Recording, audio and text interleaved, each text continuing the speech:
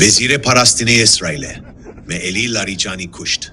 وزیر پرستینه İsrail Katz Raghan Kuvan Sekreteri Konseya Bilinda Evliya Niştimaniya İran'e Eli Lariçani kuştiye.